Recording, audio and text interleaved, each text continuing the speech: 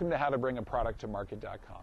In this segment, patent search, we're going to get a lot of work done.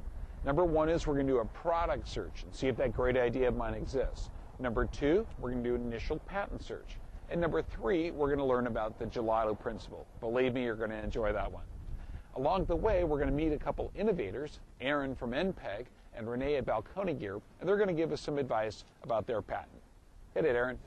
I'm Aaron Lemieux, founder and CEO of Tremont Electric and inventor of the N-Power technology. This is Joe Lemieux, Vice President of Marketing for Tremont Electric, and Jessica Davis, PR and Sustainability for Tremont Electric. And this team's been together for about 4 years, since day number one in Tremont. The advice that I give to budding entrepreneurs and even mildly experienced entrepreneurs is make sure you don't tell anybody about it. Otherwise, you have to include them on your patent application. So no reason, putting one foot in the grave before you even get out of the grave. With that, understand that intellectual property is a very soft property, and it's something that you need to keep very close to your chest and decide who you want to disseminate information to.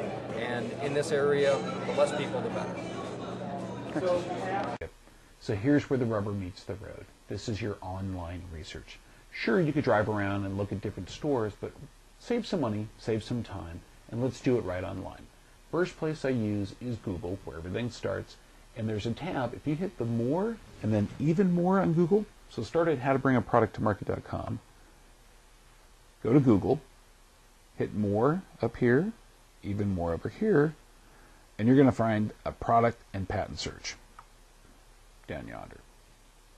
From product search, I put in dishwasher and lower rack. You know what? Didn't really find that much. Nothing like we were thinking about. What I did find were there were several manufacturers, several distinct price points, and you know what?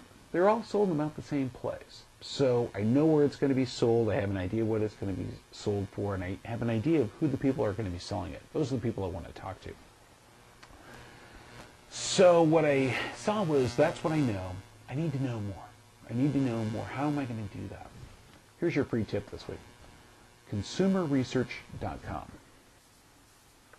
If you go to ConsumerResearch.com and you type in dishwasher and rack, you're going to find articles about what people are looking for in dishwashers. I found 3 things. None of them included dishwasher racks.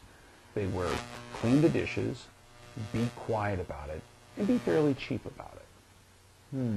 Market's getting kind of tough for me right now.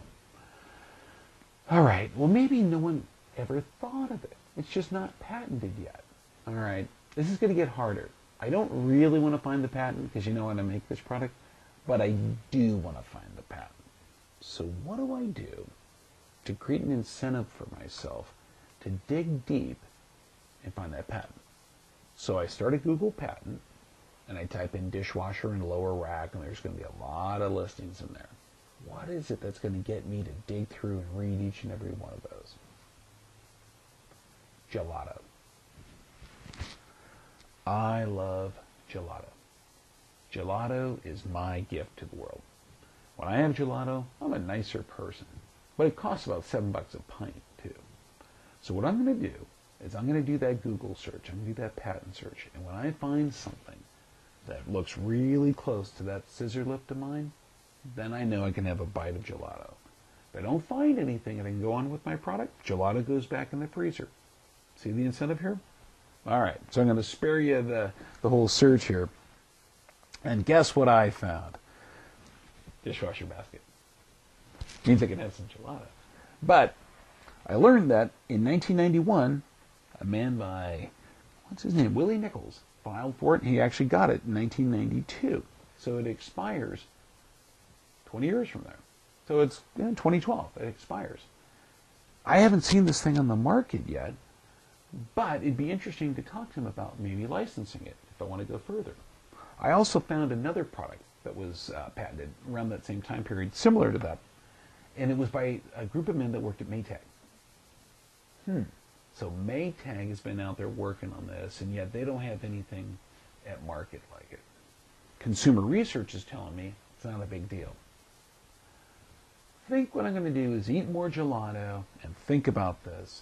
But I think this is a no-go for me. It's a win. I saved a ton of money. I didn't talk to a patent attorney yet. I haven't spent any money. You've seen all this stuff has been free, short of my gelato. But I realize that that product's out there. Now, if I really feel compelled, I can contact Mr. Nichols there and see if he wants to license it, or just wait till the thing expires. But I'm telling you, I don't think the market's ready for it yet. What do you think? Thanks for hanging in there with me. Okay, so we learned a lot and we covered a lot of ground here. First thing we did was we did our product search. And remember, we went to Google, even more, and we found product search. And then we used those key terms, those keywords to see what we were actually going after. In our case, dishwasher and lower rack. From there, we also realized that we used our hidden tip, which is consumer research. And consumer research told us that I was barking up the wrong tree. So the three things that people are interested in, I missed out on. Gotcha. All right. Last thing is we learned about our patent search, going back to Google and patent search, and we saw that there were some patents for items kind of like ours. So is that good or bad? We can either wait for it to expire, wait for it to go in the open market, or number two, we can go after it ourselves, talk to that person who's got the patent, and maybe license it. So that's a lot of information to do that deep patent search.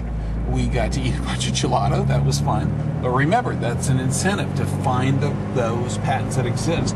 If they don't, no gelato. All right, so here's the wrap up on it.